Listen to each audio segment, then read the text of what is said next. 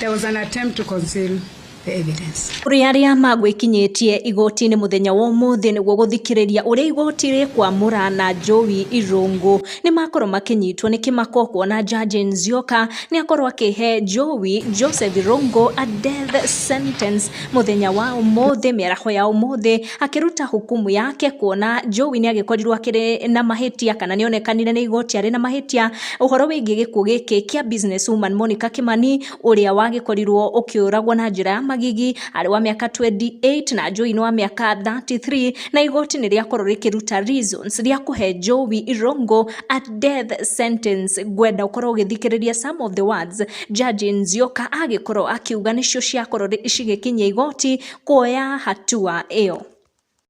204 which says that a person convicted of the offense of murder shall suffer death. They led the court through the objectives of sentence, which I've spoken to and therefore I'll not repeat.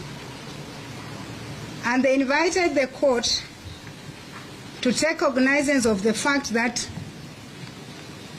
the accused person before the court did not play a peripheral role in the commission of the offense, but he was the main perpetrator of the offense.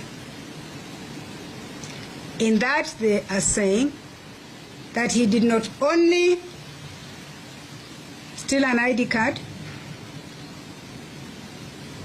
of a third party, but used it to disguise his identity, changed his clothes and went to the deceased's house and brutally murdered her. They described the murder as being cold-blooded, ghastly, and barbaric.